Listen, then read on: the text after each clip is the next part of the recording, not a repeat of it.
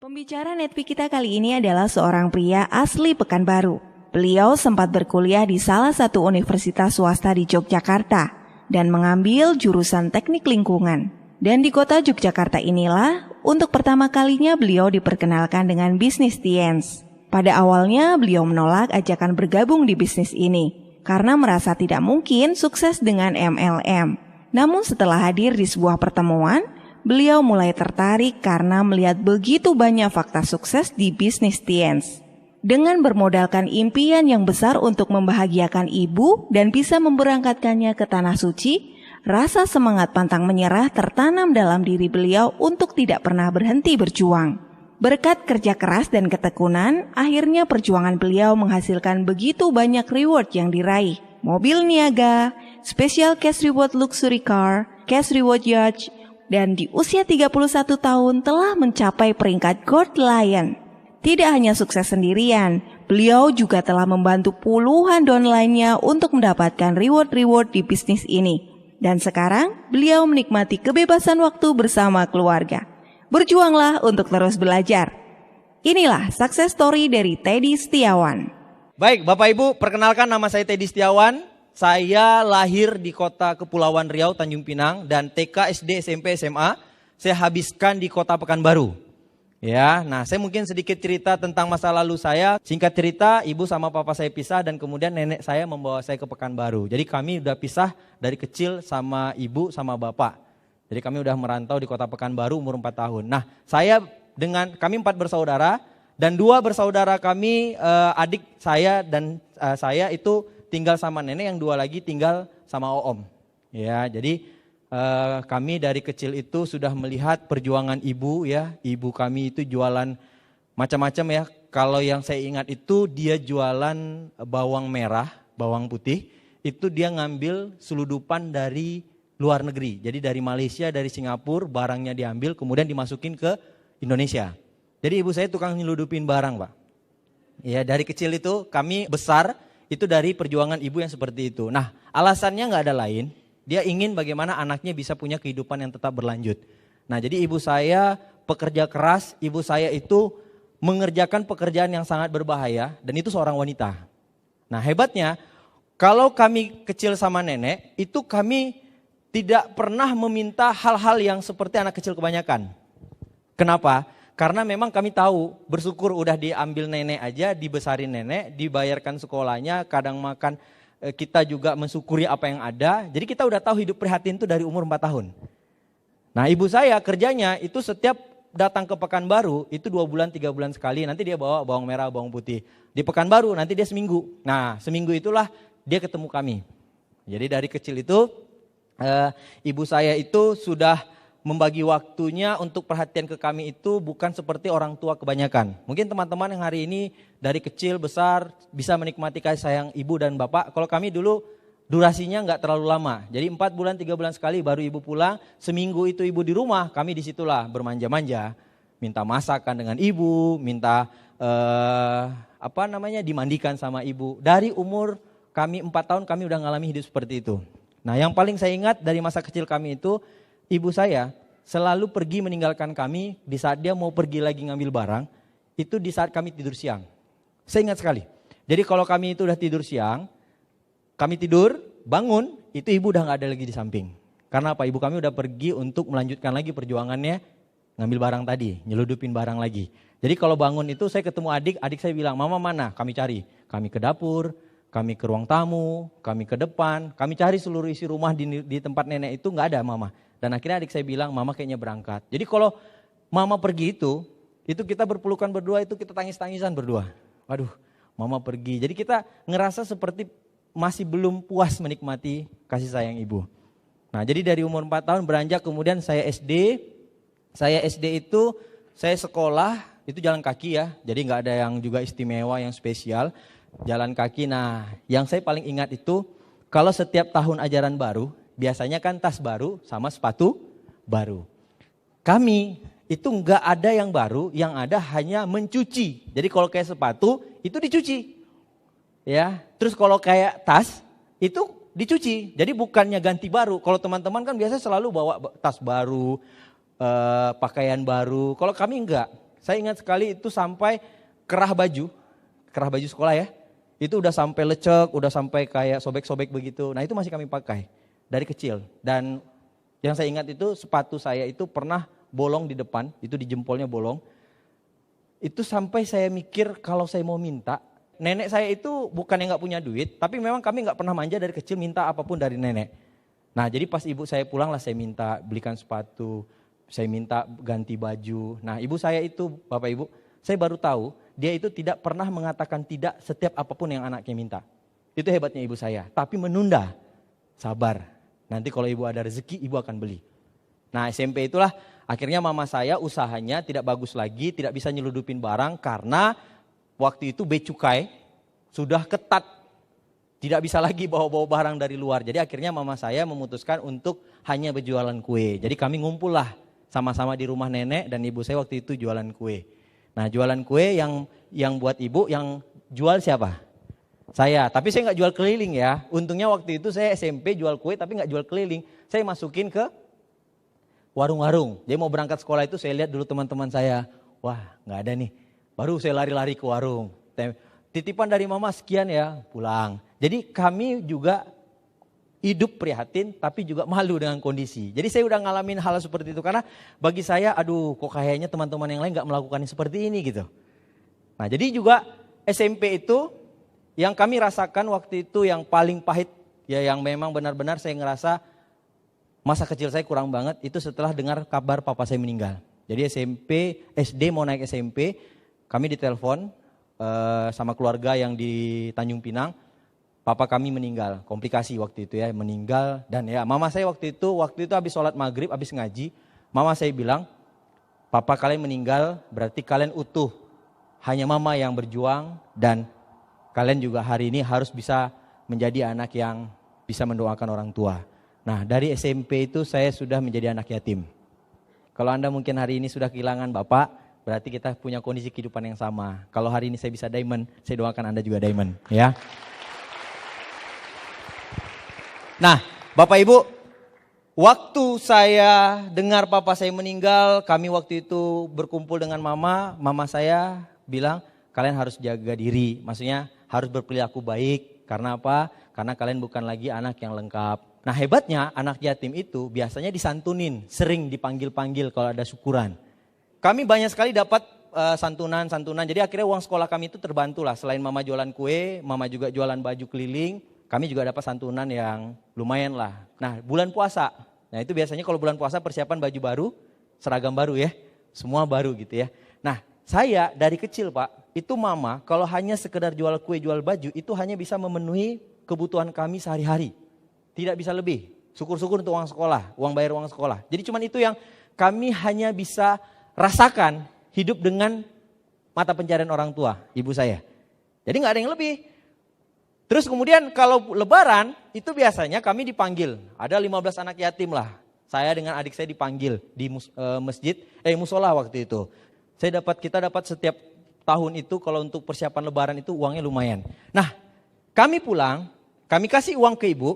Dan kami bilang dengan ibu, Bu ini Bu untuk beli kue, untuk beli segala macam. Nah hebatnya ibu saya tidak pernah mau mengambil uang itu. Dan ibu saya cuma bilang begini, pakai aja. Kamu mau sendal apa, sepatu apa, baju apa. Dan ibu saya nggak pernah ganggu uang kami itu. Dan dia selalu untuk kebutuhan kita hidup sehari-hari, dia tidak pernah mengganggu santunan-santunan tadi. Jadi kami butuh baju, beli. Kami butuh tas, beli. Dari uang itulah. Dan saya bilang ibu saya ini hebat. Karena saya tahu kalau kami sekolah pagi, itu dia jam 7 udah keluar rumah. Naik oplet kemana-mana gitu ya. Nanti pulang ke rumah kami udah pulang duluan. Ibu saya itu nanti malam baru pulang. Karena apa? Karena kan jarak naik oplet itu jauh-jauh, dia harus jual baju ke rumah-rumah ya. Nah malam kita buat kue, jadi kuenya yang kami buat itu kue donat. Ya, jadi kalau ibu saya tukang buat adonan ya, yang biasa bulat tengahnya itu, yang buat bulatnya itu saya. Loh, pakai lampu apa? Lampu ceplok ya, lampu apa? Yang kalau mati lampu itu ada kaca nutup itu. Nah, ceplok ya, pakai itulah. Jadi malam itu ibu saya sampai ketidur-tidur buat kuenya. Saya pun kan sampai kadang kita udah malam kan buat, nah pagi itu kita jual itu. Kalau misalnya dapat 30-40 ribu sehari, nah itu nanti dipakai lagi untuk modal misalnya 15 ribu, 20 ribu, nanti sisanya uang jajan kami sekolah. Jadi bisa dibilang jajan kami dulu kalau nggak jual kue nggak makan, nggak jajan di sekolah.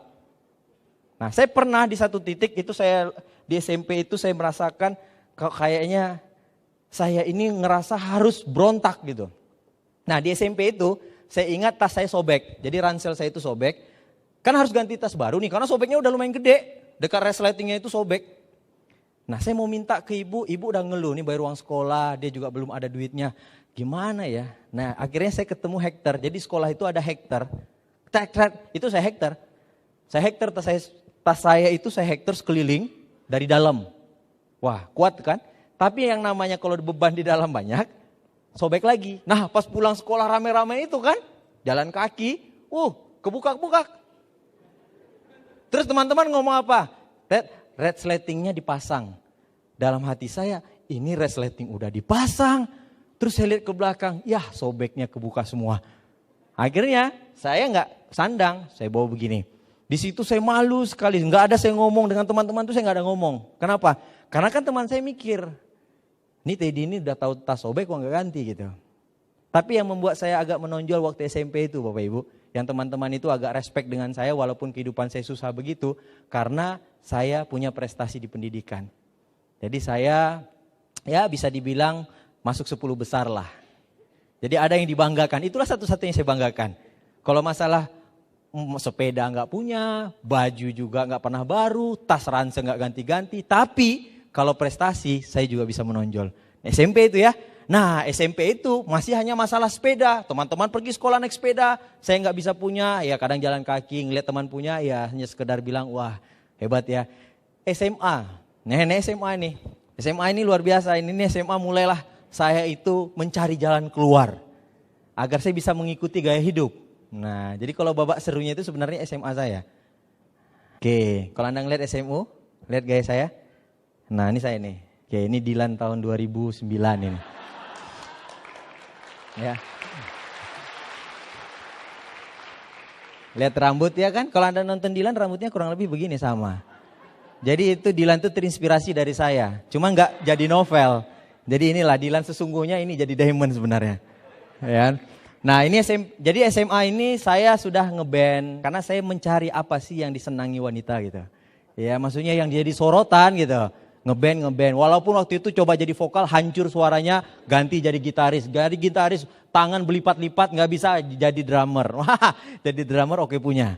Karena apa? Bisa lah yang penting ngetuk kan, ikutin otak gitu. Nah jadi dari SMA itu saya bisa membuat kehidupan saya yang memang susah, nggak bisa punya apapun, tapi saya dengan cara saya bergaul, saya bisa mengikutilah perkembangan teman-teman. Teman-teman punya motor, saya nggak punya motor, tapi hebatnya dulu saya punya teman-teman dekat. Dan itu memang kalau cowok agak susah saya untuk, kamu antar jemput saya sekolah ya, agak susah. Nah yang saya dekati karena saya ini masuk ranking 10 besar, saya carilah cewek-cewek yang memang radius rumah gak jauh dari saya tapi naik motor. Saya tinggal bilang begini, nanti sekolah bareng ya, kamu cewek pakai motor bahaya. Ya. Jadi SMA itu mulailah saya sudah bisa nggak punya motor tapi bisa naik motor, pergi dan pulang. Pergi nanti sama si A, pulang sama si B. Terus ibu saya bilang, kok mereka mau jemput-jemput kamu? Mau belajar. Mereka sambil belajar. Dalam hati saya, biar saya nggak naik angkot. Karena mau sekolah itu naik angkot jalan kakinya jauh Bapak Ibu. Nah jadi dari SMA itu saya sudah kalau misalnya makan di kantin, saya nggak keluar duit. Yang saya lakukan apa? Inilah lontong. Yang saya dekatin pasti nggak laki-laki. Karena laki-laki kalau saya minta lontong, yang ada dia bilang enak aja lu. Tapi kalau cewek kan, oh iyalah nggak apa-apa. Jadi saya itu dengan ya masuk 10 besar, saya jual itu. Lontong, yuk kantin. Jadi kalau cewek diminta kan malu. Pasti dia ngasih nggak? Walaupun itu uangnya nggak cukup gitu ya. Tapi kalau saya ngomong, ya udah makan aja kantin, nggak apa-apa ini duit. Kamu nggak makan? Enggak. Dalam hati saya, lu ada duit nggak sih? Tapi dia bilang nggak apa, yang penting makan. Jadi akhirnya saya makan itu memang dari teman-teman yang dekat dengan saya dan kemudian saya ngerasa kayaknya mereka ini bisa saya. Ya. SMA. Ya. Ditambah lagi saya ngeband, Pak, Bu. Widuh. Itu kalau udah naik panggung itu ya mungkin muka saya nggak ganteng-ganteng banget gitu ya. Tapi karena anak ngeband itu bawa stick drum, pakai, dulu pakai kayak kepala, handuk begini, celana. Pokoknya di zaman Dilan itu keren banget lah. Ya, jadi saya kalau udah naik panggung itu Bapak Ibu main tuh, itu nanti bunga-bunga itu datang tuh.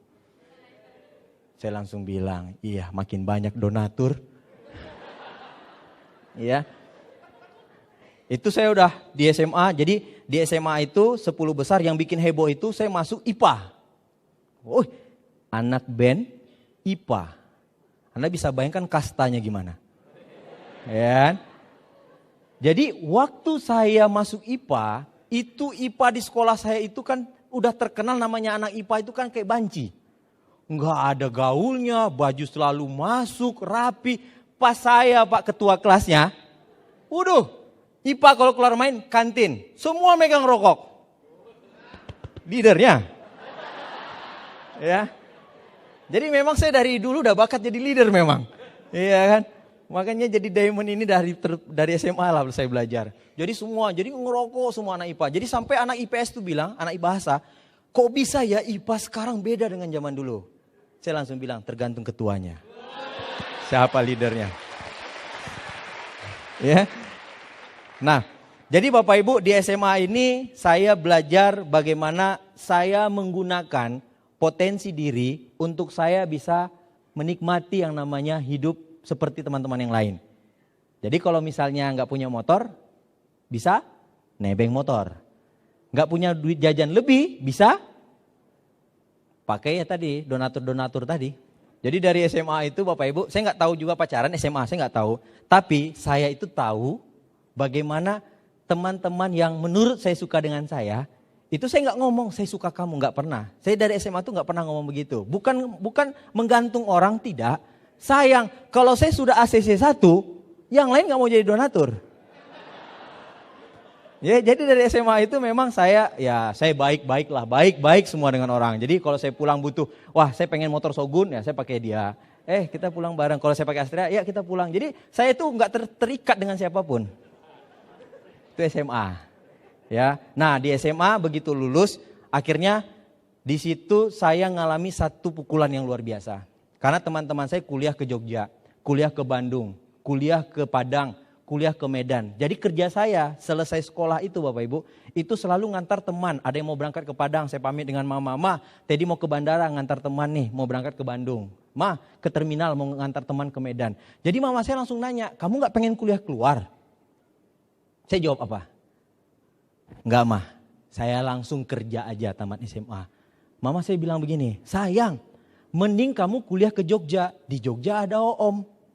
Mau kamu kuliah di Jogja? Gak usah tapi dalam hati saya mantap banget nih.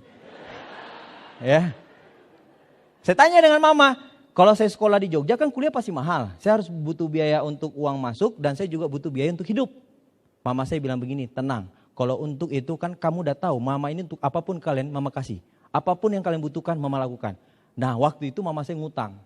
Saya ingat sekali waktu saya kuliah saya deal saya ke Jogja, saya akan kuliah, nggak tahu kampusnya di mana. Yang penting ke Jogja. Ya, dan akhirnya memang teman-teman kalau nanya, Teddy kuliah di mana? Jogja. Tapi mereka tidak pernah tahu kampus saya. Dan itu kampusnya luar biasa. Itu melahirkan generasi, waduh. Itu kalau saya bilang, saya kalau nggak dengar cerita Pak Abdi, saya nggak dengar cerita Pak Nursam, saya langsung bilang, iya ya, kok kenapa dulu saya itu nggak sadar kalau itu SD gitu. Mirip SD. Jadi saya itu kan ke UII. UII bagus nggak kampusnya? Wih, saya langsung bilang keren banget ini. Terus saya ke mana lagi? UMY. Saya lihat, wih, megah banget. Pas kampus saya ini biasa banget. Oke. Yang bikin saya ACC kuliah di situ kenapa? Uang kuliahnya murah banget. Orang kan masuknya 12 juta, 13 juta.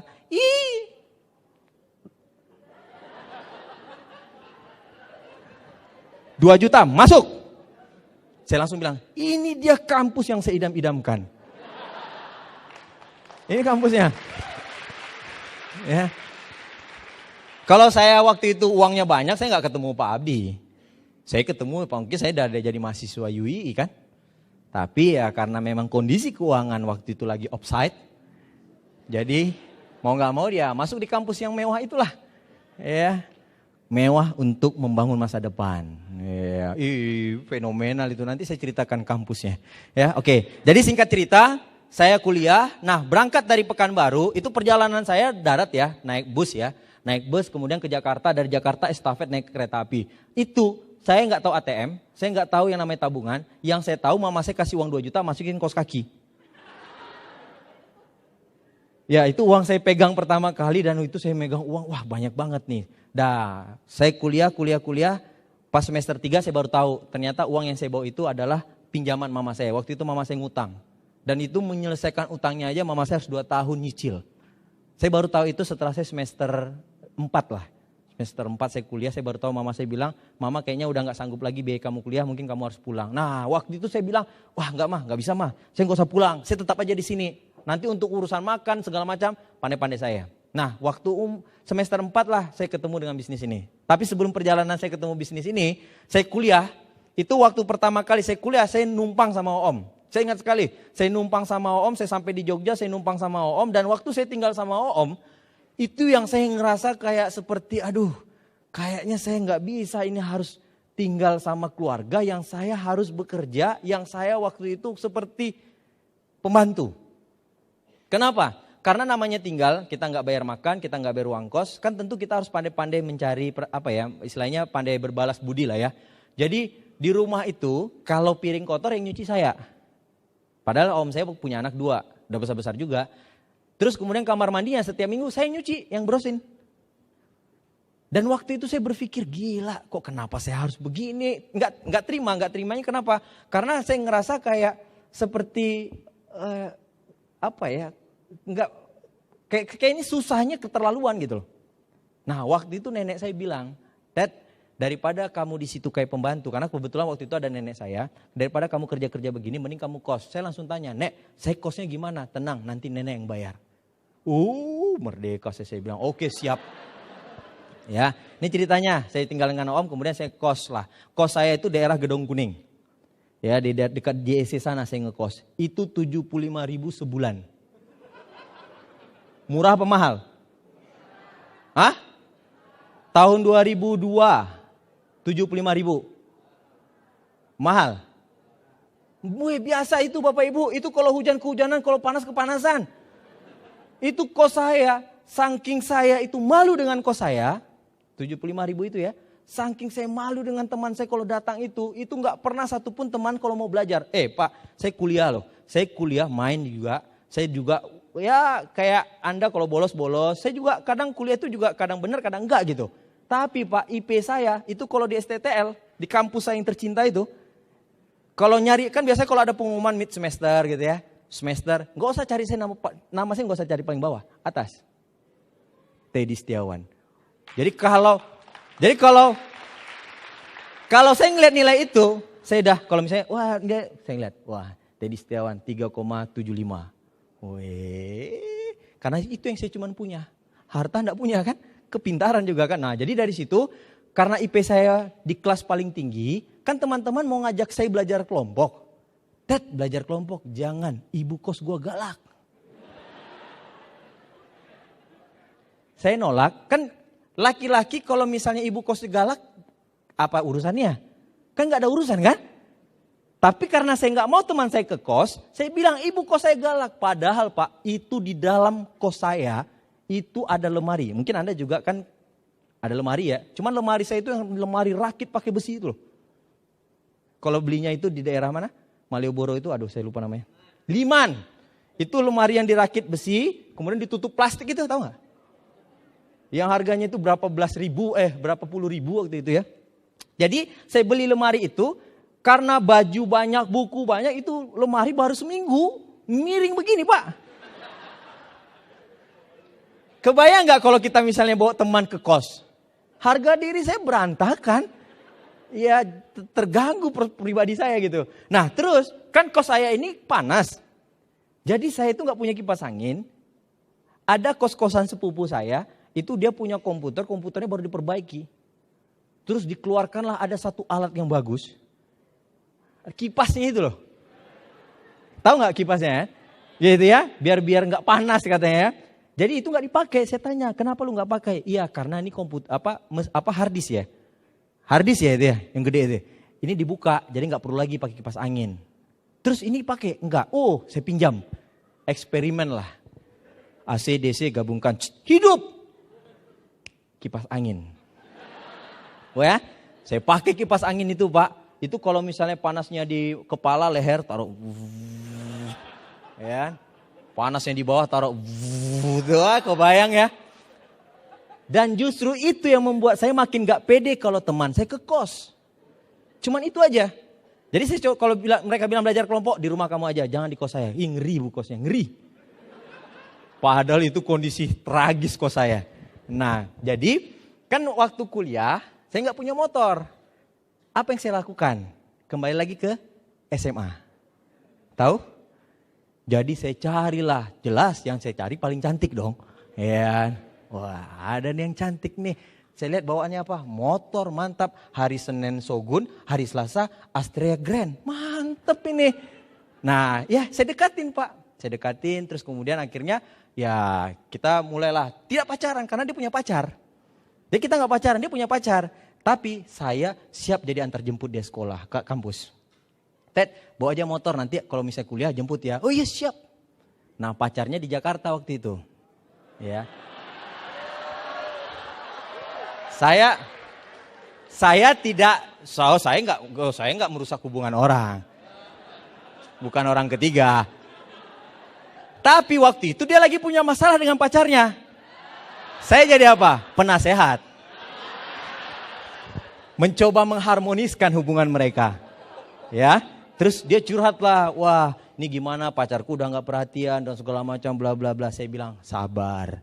Itu resiko jarak jauh. Teddy, aku nih mau curhat.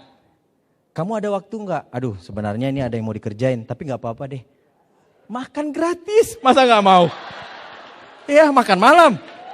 Ya. Teman-teman harus pintar lah sedikit. Ya, jangan belajar aja gitu ya. Jadi juga mengimbangi hidup di Jogja yang penuh dengan kekurangan ini harus pandai. Oke, jadi akhirnya Pak, saya dibilang begini dengan dia. Karena dia nyaman mungkin karena saya waktu itu kalau belajar saya bisa ajarin dia. Terus kemudian kalau dia curhat masalah cowok saya dengerin. Dia bilang pakai motor ini. Dikasih motor saya Pak. Saya bilang terus gimana? Pokoknya kuliah jemput pulang antar. Siap. Ini uang bensin bulanan. Siap. Ya. Nah, singkat cerita di kuliah itu saya sudah tidak lagi mengalami kekurangan uang. Alhamdulillah ada IMF. Ya. Yang kedua, saya ke kampus nggak jalan kaki. Alhamdulillah ada motor. Nah, singkat cerita, saya waktu semester 4 mau ke 5, mama saya bilang, kamu udah nggak perlu lagi kuliah di Jogja, kamu pulang. Kenapa? Karena mama udah gak bisa lagi biaya kamu kuliah. Saya bilang jangan mah, saya harus lanjutkan karena malu saya kalau pulang dengan teman-teman. Dan mama saya bilang, mama gak bisa ngirim gimana? Saya bilang tenang, saya akan coba berusaha mandiri. Nah disitulah Tuhan memberi satu jawaban. Saya didatangi oleh seseorang yang awalnya saya sudah kenal sekali bisnis ini dan saya antipati dengan bisnis ini. Saya sempat bilang ini bisnis gila, ini bisnis penipuan tingkat besar. Ini bisnis yang menguras orang miskin jadi miskin. Gila Pak, saking pintarnya IP saya 3,75 loh. Sampai teman saya ada yang waktu itu lagi berjuang serius, saya suruh bilang, ngapain kamu, gak usah jalankan lagi. Kenapa? Ini bisnis penipuan, udah. Teman saya ada satu angkatan dengan saya yang join, kemudian berhenti. Teman saya ini ketemu dengan saya di Stokis pas saya baru mau join. Ketemu dengan dia. Dia saya suruh berhenti dan waktu itu dia memutuskan berhenti karena dia bilang memang iya bisnis ini kayaknya nggak bisa dijalankan semua orang, kayaknya benar kamu bilang. Ketemu saya di Stokis. Dia waktu itu memutuskan berhenti, saya memutuskan jalan. Nah jadi pas saya positif, saya udah join resmi sebagai distributor Tiansi pakai kartu, saya presentasi. Saya tanya dengan upline saya, Bang bagaimana cara presentasinya? Dia bilang cuma satu, sampai sekarang saya ingat sekali. Yang penting semangat. Tapi apa yang mau diceritain? Apa yang kau lihat? Oh iya siap. Iya zaman dulu begitu. Karena kita dapat bukunya fotokopian semua dulu Bapak Ibu. Kalau sekarang kan brosur warna, betul nggak? Anda dapat flip chart, Anda bisa masukin di download di laptop. Kami dulu boro-boro laptop Pak. Nggak kenal kami kalau dengar lihat laptop itu kayak barang mewah gitu loh. Kayak anjing kelaparan. Jadi apa yang saya bilang? Yang penting semangat. Oke, siap. Saya datang ke kampus berharap semua orang join. Kan sama kayak Anda kan, kalau udah join itu berharap orang join. Saya ketemu teman dekat saya main bola, namanya Ekel, anak Manokwari dari Papua. Saya panggil dia. Kel, bisnis bagus. Apa bisnis kau? Bahasa Papua kita. Apa bisnismu gitu kan? Ini bisnis luar biasa Kel. Kau dengar ya, pokoknya kalau bagus kau ngangguk. Siap. Saya keluarin kertas, keluarin pena. Ini perusahaan Tiansi luar biasa, besar sekali. Ini kalau ketemu bulat, kurang lebih 500 lah. Salah Pak. Jadi bonus yang saya ucapin juga salah. Terus kemudian datang dia, saya tanya. Jadi presentasi saya itu salah. Ini orang terkaya nomor 1 di dunia lah saya bilang pemiliknya. Terus kemudian produknya yang mati bisa hidup lah saya bilang. Koma mau ini, hidup lah pokoknya. Terlalu lebay karena semangat. Ya jadi karena saya kan dengar kata upline saya. Yang penting apa? Semangat. Dia Pak. Nah, itu saya ngomong Pak. Air muncrat. Jadi kertas tadi yang saya sudah siapkan. Itu gak ada tulisan sama sekali. Itu ludah saya semua isinya. Saya tanya dengan dia. Kel, bagus. Join. Nggak ada duit. Oke. Yang penting bagus kan? Bagus. Jalan lagi saya Pak. Presentasi lagi saya. Saya datang. Jadi dulu kan saya ada motor. Pas saya join Tiansi motornya ditarik Pak. Kenapa? Karena saya jalankan Tiansi ini terlalu serius. Akhirnya lupa antar jemput tadi Pak. Akhirnya motor ditarik Pak. Jadi kembali lagi ke dasar. Harus jalan kaki. Ada yang ngalamin gak jalankan Tiansi jalan kaki? Ada gak naik bus turun bus, naik angkot turun angkot? Ada gak? Tenang Pak. Itu akan jadi cerita Anda berikutnya di panggung Vision Seminar. Ya. Jadi saya waktu itu presentasi saya itu saya ingat sekali waktu bergabung itu Bapak Ibu. Saya presentasi dari pagi selesai kuliah sampai malam jam 2 jam 3. Karena apa? Selalu rutin kita ngumpul di kosnya Pak Abdi. Jam 2 jam 3 malam kita ngumpul di tempatnya Pak Abdi. Untuk dapat motivasi. Jadi saya presentasi itu udah gak pernah ngitung berapa banyak. Kalau zaman sekarang mah orang kerja baru 2 kali aja udah rasa kayak kerja 20 tahun. Saya dulu Pak sampai lupa. Sampai lupa yang nolak, lupa yang ngejek. Ditanya dengan upline saya, kok udah berapa kali presentasi? Gak tahu, udah banyak sekali. Kalau sekarang Anda mau sukses Pak, jangan pernah berhitung. Kenapa? Karena biar Tuhan kasih hitungan yang gak masuk ke logika Anda kalau Anda ikhlas berjuang. Iya. Jadi prinsip saya ketemu siapapun saya presentasi. Yang penting semangat. Ya, terus kemudian saya presentasi lagi teman-teman. Kan lapar Pak. Ini saya itu Pak kalau ke pertemuan lebih penting beli tiket pertemuan daripada makan dulu. Kenapa? Kalau saya nggak datang ke pertemuan positif Tiansi begini Pak, rasanya itu dunia saya nggak seimbang. Kalau Anda kan nggak ada duit. Kalau saya dulu Pak, antara makan sama tiket pertemuan lebih baik beli tiket pertemuan. Nah, lapar kan? Karena duit udah beli tiket. Gimana caranya biar saya tetap makan? Saya telepon lah, waktu itu bukan telepon, SMS waktu itu. Jadi saya dibelikan handphone waktu itu sama nenek. Nah itu saya pakai untuk buat janji. Kamu di kos nggak? Atau dulu zamannya pernah ngomong-ngomong singkat. Ada di kos nggak? Matiin. Itu nggak kena pulsa. Pernah nggak ngalamin seperti itu? Berarti Anda hidup di zaman saya. Sudah makan belum? Mati. Selamat malam. Mati. Jadi begitu, saya hanya dengar. Nah, jadi singkat cerita, saya makan nggak mungkin masuk di kos cowok. Karena kos cowok itu Pak, yang ada hanya sampah dan mungkin pakaian kotor. Tapi kalau di kos cewek, makanan. Siapa ya yang agak-agak mungkin nggak usah lah dia join, nggak apa-apa, yang penting makanannya ada.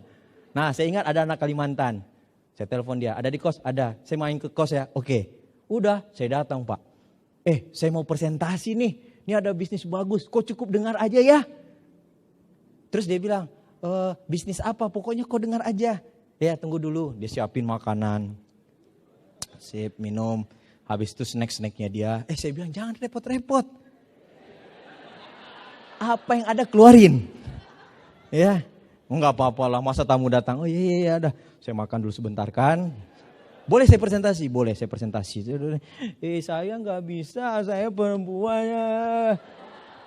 Nggak apa-apa. Saya akan hanya ceritakan. Tapi makanan yang disajikannya hampir separuh-separuh habis semua, Bapak. Ya, oke. Amunisi penuh. Saatnya bertarung sesungguhnya. Kan tadi cuma makan. Oke. Baik ya, terima kasih. Oke, saya datanglah ke kos kawan-kawan saya dari Pekanbaru. Ada yang anak Pekanbaru nggak di sini? Nih, harus bawa sejarah Pekanbaru berikutnya, bro. Siap berjuang nggak? Weh, asal jempol jangan begini besok ya. Oke ya, saya doain ya. Oke, jadi saya masuklah ke asrama teman-teman saya Pekanbaru. Saya udah presentasi banyak, Pak. Jadi saya udah presentasi itu mungkin belasan. Terus ditanya sama upline saya, kau presentasi udah ada belum? Sudah. Gimana? Positif semua. Udah ada yang join? Nggak ada duit semua. Kenapa kau presentasi terus? Coba kau tanya lagi kapan joinnya mereka. Saya langsung bilang begini, aduh saya udah lupa siapa-siapa yang saya presentasi. Ya udah, ini saya mau presentasi yang berikutnya aja. Saya presentasilah asrama Pekanbaru, anak-anak kos-kos Pekanbaru. Saya datanglah teman saya.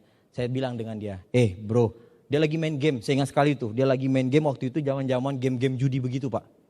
Saya tanya dengan dia, saya ada bisnis bagus. Ted, aku gak ada waktu, sibuk. Sibuk depan komputer itu, Pak. Rasa saya bilang kurang ajar nih orang, sibuk apa. Saya mau presentasi kau bisnis, kau matikan dulu mainanmu biar saya presentasi. Tidak, Ted, ini lagi nanggung. Wah, saya duduklah depan komputernya, Pak. Kau dengarkan dulu ini bisnis. Wah, pokoknya saya buka. Dia bilang begini, Ted, kalau kau mau nipu, ada tuh yang culun di belakang lagi cuci piring. Ya, itu anak bisa kau pokoknya kau bilang apa aja itu ngangguk-ngangguk dia itu. Kau bilang aja sama-sama Pekanbaru pasti dia join. Siapa namanya? Rahmat. Oh iya, kayaknya sesuai, mudah-mudahan yang Rahmat buat saya. Saya datang ke dia. Mat dari Pekanbaru. Iya, kamu dari mana? Ngobrol lah kita, Pak, akrab seketika.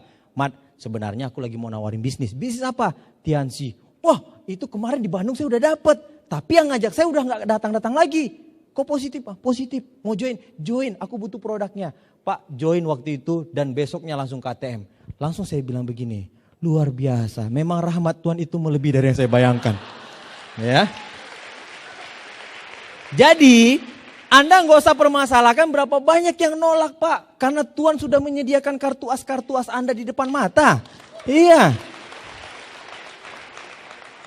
Kegagalan terjelek dari seseorang adalah di saat dia memutuskan untuk mengangkat handuk dari pertarungan. Tapi kemenangan mulia dari seseorang adalah di saat dia jatuh, dia bangkit 1 kali lebih banyak dari kejatuhannya dia. Jadi waktu saya dapat rahmat, terus Rahmat bilang begini, ya besok ke stokis. Dalam hati saya, coba kalau semua orang begini. Iya kan? Nah terus dia tanya, gimana bisnismu? Wih, mau berkembang besar, mat. Padahal yang pertama join. Bonusmu gimana bonusmu? Hampir jutaan. Padahal dia itulah bonus saya pertama. Ya, wih udah banyak grupmu ya. Oke, nah ada pertemuan lagi. Yuk Mat, kita ke pertemuan. Saya nggak punya motor, Rahmat punya motor. Akhirnya Rahmat ini membawa 2 keberkahan. Pertama, dia join, akhirnya saya dapat bonus.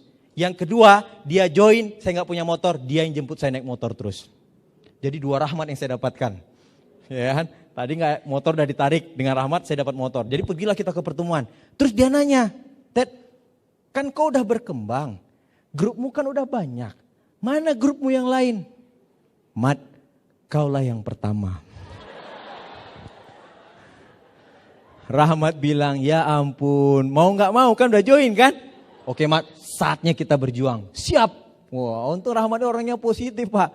Iya, dia diketok sedikit, ya jalan, ketok lagi jalan gitu kan. Tapi beliau sekarang peringkatnya bronze line dan sekarang ada di Bandung, Bapak Ibu sekalian ya. Downline pertama ya. Nah terus apa yang saya lakukan setelah saya ketemu Rahmat? Apakah saya berhenti presentasi? Enggak, saya presentasi Pak. Anda mungkin pernah ngalamin masuk ke kamar kos, terus tiba-tiba ibu kos ngusir. Pernah ngalamin enggak? Saya ngalamin tuh, terus dikejar anjing, saya ngalamin tuh Pak. Jadi baru saya presentasi, karena saya mungkin cowok, saya presentasi dan kemudian ibu kosnya nggak suka ngelihat saya ini ngomong-ngomong bisnis. Ih, anjingnya dilepas, Pak. Namanya orang asing pasti menggonggong kan? Saya bilang, itu jauhkan saya bilang. Enggak bisa, itu harus ibu kosnya. Saya lihat, bu. Ibunya bilang begini, ini kos cewek mas. Oh ya bu. Jadi anjing itu, saya bilang, kurang ajar ini ibu. Bukannya ngamanin anjing, malah saya diusir. Jadi untungnya waktu itu saya enggak lari. Kalau lari, kejar-kejaran sama anjingnya bapak ibu. Saya ngalamin itu. Terus saya pernah juga ngalamin. Saya presentasi, jadi satu kelas saya itu udah tahu saya Tiansi. Udah negatifnya luar biasa dan kebetulan waktu itu saya jadi ada jenderal sama jenderal angkatan ya kalau nggak salah ya namanya Pak Abdi ya. Ada ya. Nah saya termasuk yang ya di kampus itu termasuk yang didengar lah. Jadi saya waktu itu dikategorikan jenderal apapun keputusan dan apapun yang mau dikerjakan angkatan saya lah orang yang bisa dibilang masuk perhitungan lah di angkatan itu. Saya ini Bapak Ibu orangnya gampang bergaul. Semenjak join Tiansi saya kalau masuk kampus, 5 menit aja mereka, hilang satu-satu. Jadi udah kayak virus saya Pak di Tiansi. Jadi mereka itu ketemu saya kayak hati-hati dengan Teddy. Jadi kan saya penasaran kok kenapa Tiansi ini menjauhkan saya dari teman-teman saya. Jadi mereka rupanya udah gosip kiri kanan Pak. Teddy itu nanti kalau misalnya dia baik-baik pasti ada maksud, pasti nanti Tiansi segala macam. Jadi nama saya udah cacat lah di angkatan. Ada yang ngalamin gak? Sampai orang lihat Anda alergi? Itu sedikit lagi diamond di depan mata itu. Iya. Nah, jadi saya itu udah tahu teman saya kan alergi semua. Kendala saya kalau pertemuan saya nggak punya motor. Tapi kan saya harus ngundang orang ke pertemuan, betul nggak? Saya cari orang yang paling anti dengan saya, yang dia punya motor. Saya sengaja datang, bukan ngundang. Saya cuma kasih dia 2 pilihan. Kau mau pinjamkan saya motormu atau saya presentasi? Dia pilih apa? Kau bawa aja lah motorku. Siap berangkat. Jadi setiap saya butuh motor, saya sudah tahu orang-orang mana yang saya harus datangin. Jadi saya datang ke pertemuan itu gak sendiri Bapak Ibu. Saya dulu satu motor bisa jemput 5-6 orang. Saya antar jemput. Jadi saya dulu memang bertarungnya gila. Bukan nggak ada motor saya berjuangnya lemah, enggak. 1000 cara saya pakai Pak. Hidup udah kismin, nggak ada pilihan. Ya hidup udah istilahnya kalau nggak berjuang apalagi yang mau ditunjukkan dalam kehidupan. Jadi saya datang ke pertemuan ngambil tiket, pokoknya mau makan mau enggak yang penting saya ambil tiket, yang penting saya bawa teman banyak ke pertemuan. Jadi dulu saya memang benar-benar bangun bisnis ini percaya dengan pertemuan. Ketemulah dengan orang kedua yang join dari sekian banyak orang saya presentasi, ketemu yang kedua ini namanya Erna, orang Aceh. Saya presentasi dia, waktu itu saya datang ke kos tempat saya pertama tinggal di rumah Om. Jadi di belakang itu ada kos-kosan. Nah di situ ada yang namanya Bu Erna dari Aceh. Saya undang dia ke pertemuan, datang dia ke pertemuan, join langsung bintang 3, gak bintang 2, langsung 2 jutaan. Saya langsung bilang, Alhamdulillah. Jadi lupa saya dengan yang nolak-nolak, karena ini join kan. Besoknya Pak, dia datang ke pertemuan, bawa taksi, bertaksi-taksi. Saya langsung bilang, gila ini pejuang. Terus kemudian pernah satu kali dia bawa bis jalur itu Pak. Dia bawa, ini saya bilang, orang-orang mana yang diangkut sama dia. Ya, dulu Pak Abdi ya, mungkin kalau ingat zaman dulu, saya itu kalau pertemuan, selalu yang paling sedikit circle-nya. Jadi kalau Pak Abdi itu kan nanti di circle yang ramai-ramai. Dalam hati saya, kapan grup saya circle begitu? Nah tiba-tiba dengan Rahmat tadi dan Erna, akhirnya circle saya mulai banyak. Pak Abdi mulai ngisi di sana. Wah dalam hati saya, kalau berprestasi itu berarti kita diperhatikan. Nah yang kedua yang saya pelajari adalah selain semangat dan antusias, kita harus menunjukkan prestasi agar kita juga lebih gampang suksesnya dan dibantu oleh upline. Jadi bagi teman-teman sekarang jangan bergantungan dengan upline. Justru Anda berprestasilah biar upline membantu Anda dengan ikhlas nantinya. Ya itu yang paling penting. Nah ini waktu saya kenal Tiansi pertama ya, rambut masih gondrong, datang ke pertemuan diajarkan sikap yang baik, diajarkan bagaimana positif. Jadi Bapak Ibu kalau Anda cuma hanya ngelihat MLM ini hanya segi materi, Anda cuma ngelihat MLM ini hanya dari segi mencari orang dapat untung, no. Teddy Setiawan berubah itu karena saya banyak belajar dari Tiansi dan support system kita One Vision Bapak Ibu sekalian. Ya, nih lihat nih saya. Ini saya waktu itu masih bintang 5. Anting masih pakai. Kalau saya datang ke pertemuan buka anting. Kalau keluar pertemuan pakai anting. Masih begitu saya. Tiba-tiba adalah meeting. Meeting itu dibilang begini, kalau Anda mau sukses jangan berpenampilan seperti orang menjual narkoba. Mana ada yang percaya dengan Anda kalau rambut gondrong semua. Jadi isi kos ini kos Pak Abdi, di mana Pak Abdi tinggal, kami biasa ngumpul sampai jam 2 malam, jam 3 malam. Ini isinya gondrong semua, Pak. Jadi orang kalau lewat itu mungkin antara bisnis benar apa narkoba ini. Sampai begitulah kami mengawali bisnis ini, karena kami semua anak teknik. Jadi penampilan kami memang jauh dari yang namanya profesional. Nih, change your mind, change your life. Jadi di saat Anda berani untuk mengambil hal yang positif, maka Anda akan mendapatkan hidup yang positif, Bapak Ibu sekalian. Enggak sekarang, tapi 2 tahun, 3 tahun, 4 tahun ke depan, Anda mau gak mau, karena Anda berpikiran positif, Anda akan punya kehidupan yang positif. Nah ini yang kita lihat. Ya, luar biasa ini yang saya dapatkan. Jadi kalau Anda bilang dan alergi dengan MLM, tunggu dulu Bapak Ibu. Tunggu dulu. Karena Anda harus menyelami dan baru bisa menilai apakah ini negatif, apakah ini jelek atau enggak. Tapi ini bisnis yang berubah hidup saya dari nol. Ya, saya berproses, kemudian saya ingat sekali karena saya Pekanbaru, kan biasanya ada liburan tuh. Kalau liburan semester kan pulang, biasanya pulang ya. Nah, saya ingat waktu itu saya ngomong sama Pak Abdi, waktu itu saya masih bintang 2. Saya ngomong dengan Pak Abdi, saya mau pulang ke Pekanbaru. Pak Abdi cuma bilang begini, Ted, kalau kau bisa mengembangkan Pekanbaru, waktu itu di-challenge-kan reward handphone. Saya akan kasih handphone. Wah, saya dulu Pak, hobi saya di Tiansi, terima bonus, beli yang namanya koran handphone itu loh. Koran apa sih namanya, saya lupa. Seluler. Itu kan macam-macam handphone, ya, jual beli yang bagus, second ada semua. Jadi Pak, itu di kos saya, itu banyak sekali majalah handphone. Karena impian saya waktu itu memang punya handphone. Karena memang saya nggak pernah punya handphone. Ya handphone saya yang dikasih nenek saya yang kalau bunyi pokoknya itu sekampung bisa dengar. Dan itu gedenya bukan main. Ya. Nah jadi waktu karena saya udah di bisnis yang bagus, saya berharap HP-nya bagus dong. Nah Pak Abdi bilang, kalau kau pulang ke Pekanbaru, tembus omset sekian, saya akan kasih kau handphone. Pulanglah saya ke Pekanbaru Bapak Ibu sekalian. Saya pulang ke Pekanbaru ngembangkan Tiansi. Itu bintang berapa? Saya waktu itu bintang 2. Kalau nutup udah bintang 5 sebenarnya. Tapi memang karena gak ada duit, mau nutupnya gak ada. Jadi akhirnya saya waktu itu ke Pekanbaru masih bintang 2. Masih awal banget saya. Saya pulang ke Pekanbaru, saya presentasi. Sampai kejadian saya itu gak dibukakan pintu sama ibu saya. Ada gak yang ngalami sekarang gak direstui sama orang tua? Padahal saya pengen sekali membahagiakan ibu saya. Nah ibu saya itu Pak, dia bilang, kau ngapain kuliah jauh-jauh, jalankan bisnis sama seperti bisnis C awalnya, ujungnya I itu loh. Banyak orang yang katanya sukses, tapi mana? Gak ada sukses, pokoknya dia ceramain saya. Pokoknya mama gak mau kau jalankan itu. Padahal saya pulang mau jalankan Tiansi di situ. Dan apa yang saya lakukan Pak? Saya pulang sampai larut malam, saya tunggu, saya benar-benar tunggu kayak suasana itu rumah tenang, baru saya buka pintu. Masuk, ibu saya nanya, kamu dari mana? Dari tempat teman. Masih jalankan Tiansi, saya masih pakai ransel waktu itu. Jadi pakai ransel di dalam itu isi Tiansi semua. Iya mah, saya mau jalan, mudah-mudahan bisa sukses. Nah mama saya waktu itu cuma ngomong begini, Ted, mama gak setuju, tapi kalau kau yakin, jalanilah, mudah-mudahan kau sukses. Begitu saya dapat restu begitu Pak. Pagi saya bangun pagi itu dari jam 7, saya udah presentasi sampai malam jam 1, jam 2, saya presentasi. Dan akibatnya apa? Upline saya tadi yang ngajak saya pertama ke pertemuan, itu status masih bintang 5 nih. Saya tanya dia, kok bisa bonus abang besar?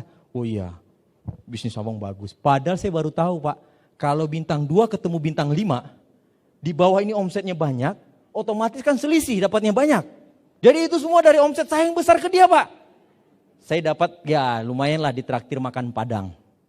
Terus dia bilang begini, Ted, kau tutuplah duit 1,5 juta. Saya bilang gimana 1,5 juta saya mau nutup.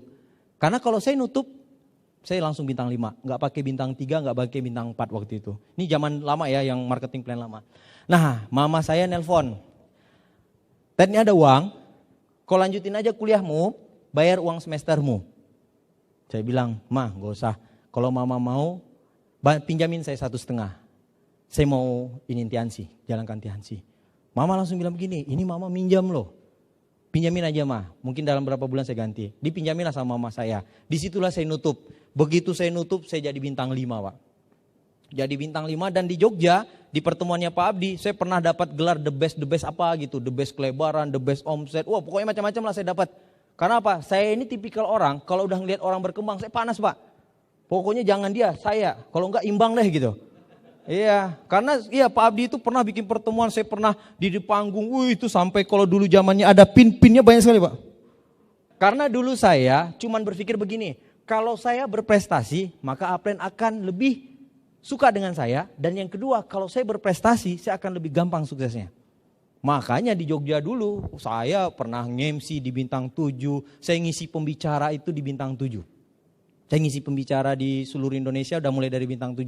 Dulu namanya exclusive meeting. Karena memang dari dulu saya itu pengen gimana caranya saya benar-benar bisa dilihat orang.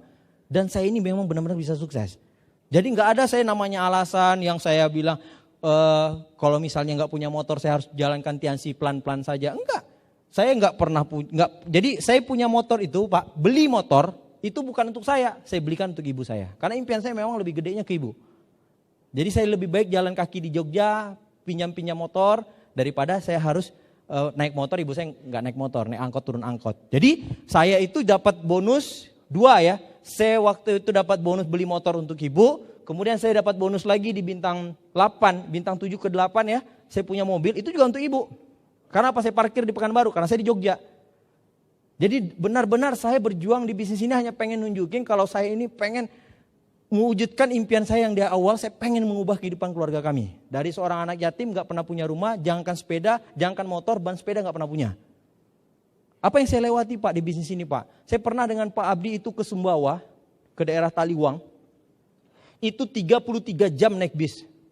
Kami berangkat pakai baju putih, sampai di sana baju kami coklat Pak. Pernah ngalami dengan Pak Abdi. Kami pernah tinggal di kamar hotel, yang itu kecoa di dalam, yang itu pakai ember. Pokoknya Pak Abdi kalau cerita ember segala macam saya yakin terobsesi dari situ tuh. Ya pakai ember susu gitu. Jadi saya pernah dengan Pak Abdi itu datang ke Grand OP, itu kita pakai kuda, pakai apa? Kalau orang kan dijemput pakai mobil gitu ya. Ini kita pakai tuk tak gitu Pak.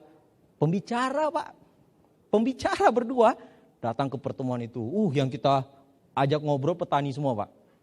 Dan Pak Abdi bilang begini, Ted, aku gak mau lagi lah ke sini. 33 jam nyebrang 3 pulau.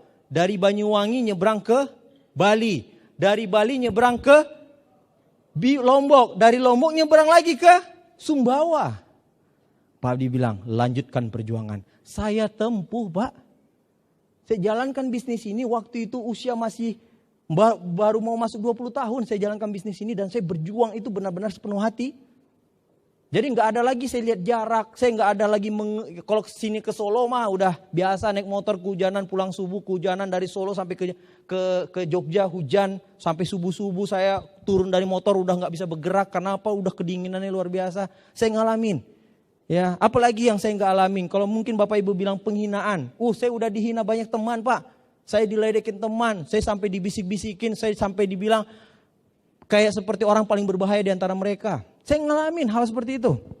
Ya, jadi kalau misalnya Bapak Ibu jalankan Tiansi masih normal-normal aja, Anda ngomong Tiansi masih malunya luar biasa, saya bilang dengan Anda, mohon maaf. Kalau Anda mau sukses di Tiansi, Anda gak akan pernah sukses. Tapi kalau Anda datang ke pertemuan ini dan Anda melihat Tiansi adalah kendaraan bisa merubah hidup Anda, keluar dari ruangan ini Bapak Ibu, tegakkan dada Anda, angkat kepala Anda, ceritakan ke banyak orang. Tiansi bisa memberikan solusi terbaik buat kehidupan mereka. Ya. Nah, Bapak Ibu, di event hari ini pun saya juga tidak pernah melupakan perjalanan saya ini tidak lepas dari pengaruh orang yang bagi saya adalah tinta emas selain keluarga saya. Orang ini adalah orang yang selalu memberikan spirit impian saya, yang selalu di saat saya jatuh di bisnis ini selalu mengingatkan kembali impian saya, dan saya nggak ada hubungan darah dengan dia Pak. Saya nggak ada hubungan keluarga, saudara pun saya nggak dengan beliau. Tapi saya baru tahu begitu saya join Tiansi, ternyata ada orang di luar saudara kita yang jauh lebih perhatian untuk hidup kita yang sangat luar biasa merubah hidup kita. Dan hari ini pun di kesempatan di seminar yang luar biasa yang hari ini saya isi, bukan hanya saya bisa menghadirkan keluarga saya, tapi hari ini saya juga kehadiran orang yang sudah berjuang membuat saya bertumbuh dari bukan siapa-siapa sehingga menjadi diamond. Saya ingin sama-sama dengan kerendahan hati kita beri tepuk tangan buat abang bagi saya, malaikat yang luar biasa yang membuat saya merasa kayaknya kalau saya nggak ketemu dia, saya nggak akan pernah merasakan hidup seperti ini. Sama-sama kita beri tepuk tangan dengan kerendahan hati semua Anda. Kita beri tepuk tangan buat Three Diamond God Line, Bapak Abdi Suwardin. Thank you upline. Ya, karena hari ini cerita saya hanya sifatnya pengulangan. Kalau misalnya hari ini Bapak Ibu datang diundang, percaya dengan saya, suatu saat Anda akan juga menceritakan yang sama dan akan mengucapkan terima kasih yang sama Bapak Ibu sekalian ya. Jadi hargai orang yang pengen merubah hidup Anda, orang yang hari ini adalah perantara Tuhan untuk kehidupan Anda. Nah, kita lihat apalagi yang menarik dari bisnis ini. Kalau Anda cuma berpikir bisnis cari-cari orang, Pak, bisnis apa yang gak cari orang Pak? Bisnis apa? Gak ada, bisnis semua butuh relasi, bisnis semua butuh terkoneksi dengan banyak orang.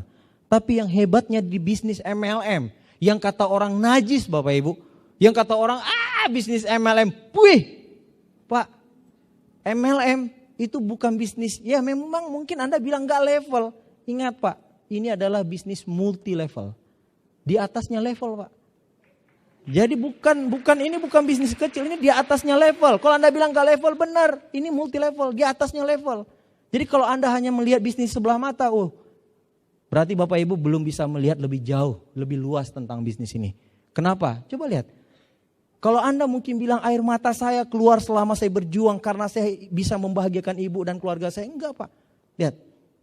Berapa puluhan orang yang hari ini bisa naik pesawat, bisa menikmati luar negeri. Hanya gara-gara seorang Teddy Setiawan mengambil keputusan untuk berjuang di bisnis ini. Dan Anda percaya, suatu saat dengan keputusan singkat Anda, keputusan kecil Anda ingin merubah hidup Anda. Saya yakin 2 tahun, 3 tahun dari hari ini, bukan hanya ambasador yang mengatakan dia bisa ke Korea bawa 3 temannya Korea. Tapi saya yakin Anda semua di ruangan ini akan bisa merubah Indonesia jauh lebih hebat dan jauh lebih luar biasa. Ya. Jadi nggak perlu Anda gengsi Pak. Jadi kalau Anda hari ini sudah melihat Tiansi adalah kendaraan yang bisa merubah hidup Anda, angkat kepala Anda, tegakkan dada Anda, ceritakan Tiansi kemanapun Pak. Kenapa? Karena orang lebih yakin dengan orang yang percaya diri. Betul? Jadi kalau Anda hari ini masih malu-malu ngomong Tiansi, udah Pak. Stop. Kenapa? Karena bukan 1, bukan 2, bukan 3 yang berubah karena Tiansi. Tapi puluhan bahkan ratusan orang yang berterima kasih dengan Tiansi. Jadi saatnya kita berjuang lebih 100%. Siap berjuang? Ya. Oke, mudah-mudahan Anda diamond berikutnya.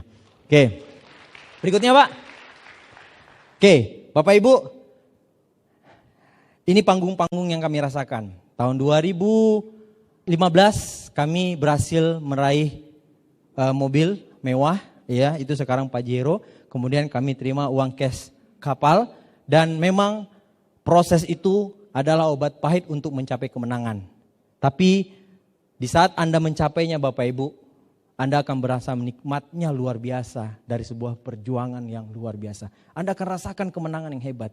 Jadi berjuanglah untuk panggung kemenangan Anda. Setiap orang pasti akan ada panggungnya. Saya dulu sama dengan Anda. Saya duduk di belakang. Saya cuma hanya mendengarkan. Saya dulu hanya melihat orang yang di panggung bisa berprestasi. Saya sama persis dengan Anda. Tapi karena saya berjuang dengan iman dan keyakinan Pak. Maka itu keadaan berubah seketika seiring tahun berganti. Mulai ke depan dan akhirnya sekarang ini panggung saya. Dan saya tantang Anda. Untuk Anda mencapai panggung kemenangan Anda. Nah Bapak Ibu, ya apa hakikat dari sebuah perjuangan yang kami lakukan sekarang? Kami hari ini hanya ingin orang-orang di sekeliling kami bisa menikmati hasil dari perjuangan kami.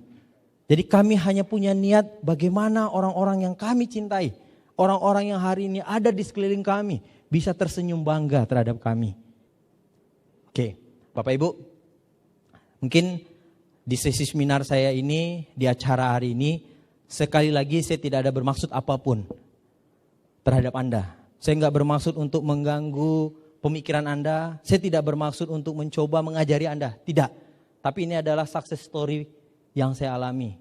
Real dari perjalanan saya, bukan dari awalnya luar biasa. Kami juga mengalami hal-hal yang sama dengan Anda. Kami juga merasakan titik-titik yang sama dengan Anda. Kita bisa melihat pengaruh orang-orang yang kita cintai, pengaruh orang-orang terdekat kita adalah api yang besar untuk kita bisa mencapai satu prestasi yang besar dalam kehidupan ini. Bapak Ibu, flashback ke belakang, kami adalah anak yatim yang ditinggalkan papa saat berumur 11 tahun. Kami belajar tentang kerja dari seorang ibu. Oke, next Pak. Setiap anak yang di muka bumi ini pasti lahir dan besar dari perjuangan orang tua yang luar biasa. Dan yang telah memberikan kita hidup penuh kasih sayang, ketulusan cinta, dan semua perjuangan mereka tidak bisa diganti dengan apapun. Mungkin Anda bertanya, apa yang membuat saya bangkit di saat saya mengalami hal pahit dalam perjuangan saya? Apa yang membuat saya mau lebih ikhlas bayar harga dari perjuangan yang menurut saya adalah tidak ada apa-apanya dibandingkan perjuangan dari orang tua saya ini. Anda bertanya, apa yang mungkin membuat saya sampai di titik ini, Pak? Saya pengen liatin Anda. Next, Pak.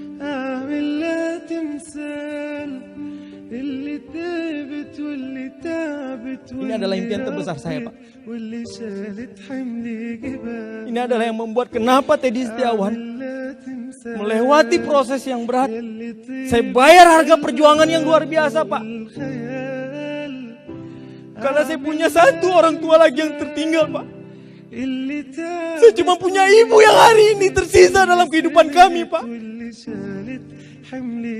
Pahit, benar pahit, Pak. Tapi orang tua ini membesarkan kami, mendidik kami, melahirkan kami antara hidup dan matinya, Pak. Berjuang saya di Tiansi karena satu hal.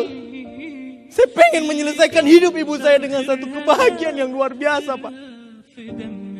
Cuman itu yang saya mau, Pak.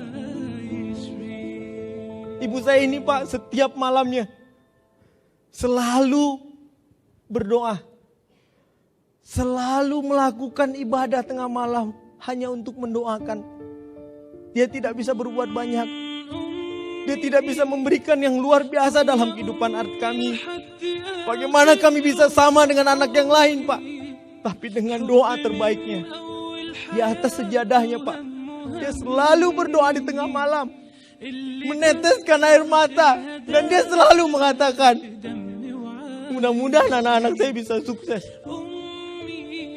Saya pernah tanya dengan dia, "Ma, apa impian Mama?"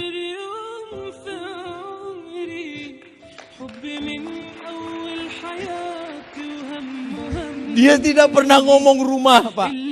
Dia tidak pernah ngomong mobil, Pak. Dia gak pernah ngomong. Dia tidak pernah ngomong materian. Dia cuma ngomong satu. Mudah-mudahan sebelum Mama meninggal, Mama bisa ibadah. Mama bisa menunaikan haji. Mama bisa ibadah sebelum Mama meninggal.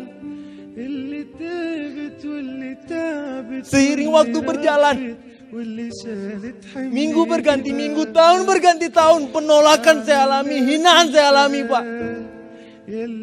Ada satu ketika, waktu itu tahun 2012,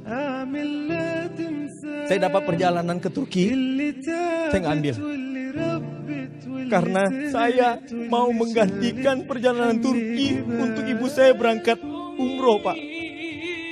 Saya telepon mama saya, "Ma, Mama buat paspor. Tahun ini Mama umroh." Mama saya cuma bilang, "Pak, benar Mama umroh, benar, Ma. Kapan Mama berangkat? Nanti baju seragamnya saya kirim." Di saat baju itu nyampe, Pak, dia bertanya lagi, "Benar Mama berangkat?" "Benar, Ma. Mama berangkat nanti bersama teman-teman Tiansi yang lain." Dia bilang, "Pak, selama ini Mama cuma melihat orang berangkat. Mama datang ke syukuran orang untuk berangkat umroh, berangkat haji. Mama cuma hanya melihat ibadah haji, Mama lihat TV orang berangkat haji. Ternyata Mama juga bisa punya rezeki datang ke rumah Allah." Next, Pak. Next, Pak. Dan ini, Pak, Yang hari ini yang menjadi kebanggaan saya yang luar biasa. Di saat momen foto ini, nyata yang awalnya hanya ada di dalam dream book saya.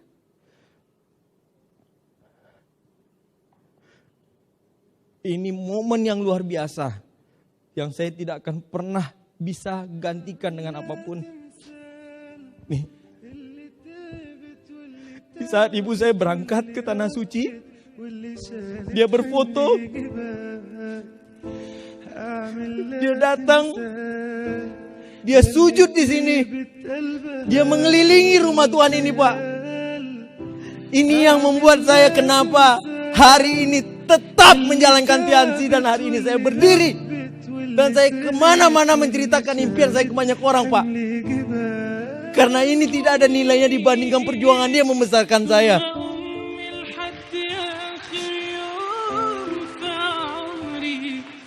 Dan hari ini, Pak, saya dengan istri lagi serius untuk memberangkatkan dia Haji Plus. Karena untuk haji yang biasa harus menunggu 10-15 tahun.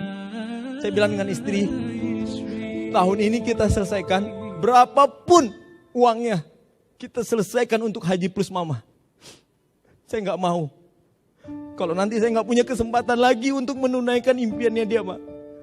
Cuman ini, Pak, impian orang tua yang membesarkan kami puluhan tahun, yang berjuang dengan kami puluhan tahun untuk hidup kami, Pak. Jadi kalau Anda ditanya, saya ditolak berhenti, Anda ditanya saya dihina berhenti, saya tidak terima, Pak. Saya tidak akan pernah berhenti. Saya tidak akan pernah menyerah sebelum saya bisa membahagiakan ibu saya ini. Ini emosional saya, Pak.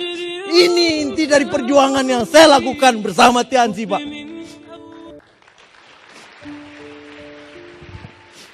Dan saya yakin Anda juga punya keinginan yang sama. Saya yakin Anda punya hal yang sama yang hari ini lagi berbicara dengan emosional Anda.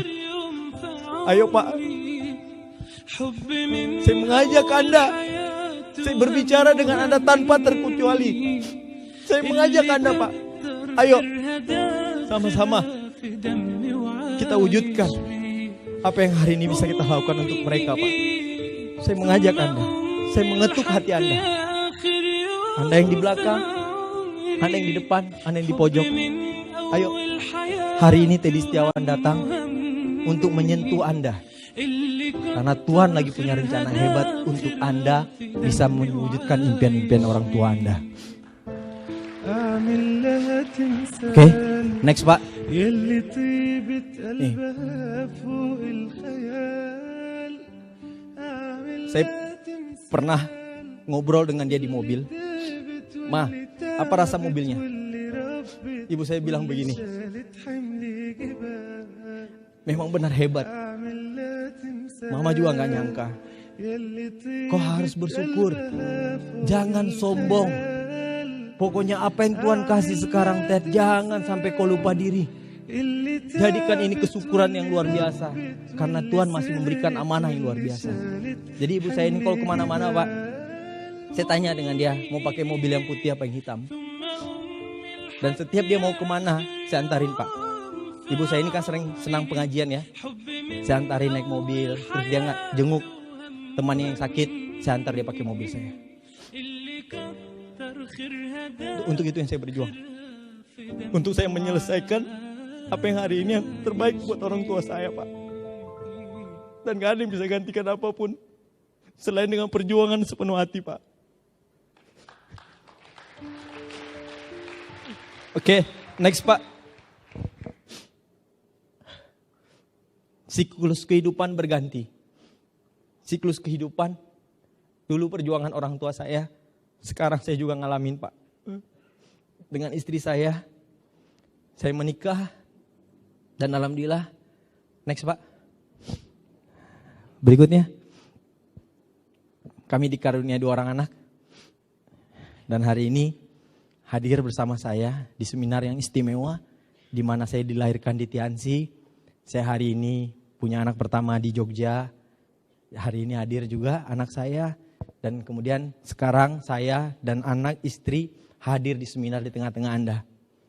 Mungkin mereka selama ini gak pernah dengar saya ngomongnya. Nah, sekarang ini saya ngomong. Apa arti perjuangan saya di bisnis ini? Next Pak.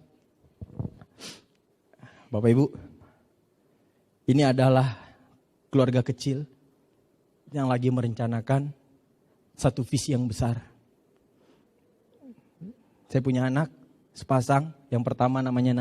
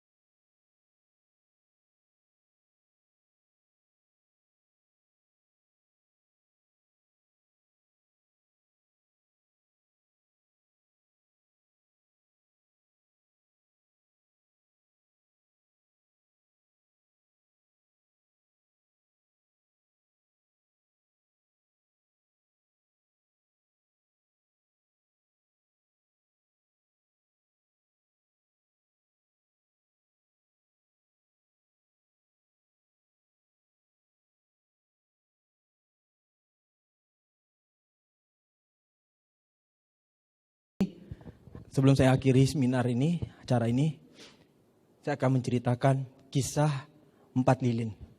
Di dalam satu ruangan yang gelap, ada 4 lilin yang lagi hidup. Dan 4 lilin itu yang pertama adalah lilin perubahan. Lilin ini, dia tidak bertahan lama dan kemudian dia mati. Kenapa? Karena dia melihat ternyata tidak semua manusia mampu berubah menjadi lebih baik. Mereka terlena dengan kemalasan. Dan daripada aku nyala, lebih baik aku mati. Dan akhirnya di ruangan yang tadi awalnya 4 lilin, mati 1 lilin. Kemudian ada lilin kedua. Next Pak. Lilin kedua ini adalah lilin iman. Sayangnya, lilin ini juga gak lama kemudian mati. Karena dia merasa tidak berguna lagi. Karena manusia juga selain tidak mau berubah, manusia juga tidak punya keyakinan lagi, iman untuk bisa punya hal yang lebih baik dalam kehidupan. Dan akhirnya lilin kedua ini juga mati. Berikutnya Pak, lilin ketiga. Ini adalah lilin cinta. Lilin cinta ini juga nggak bertahan lama. Lama-lama dia juga akhirnya mati. Kenapa? Karena dia merasa banyak manusia yang sekarang hidup tidak lagi memiliki rasa cinta untuk orang-orang yang dicintai. Dan akhirnya yang di tengah ruangan tadi awalnya 4 lilin, hanya tersisa 1 lilin. Tiba-tiba ada seorang anak kecil lari dan masuk ke dalam ruangan dan dia menangis takut Pak. Karena ruangan itu gelap sekali dan hanya tersisa 1 lilin. Dan kemudian berikutnya Pak, yang 1 lilin itu mengatakan, jangan takut, jangan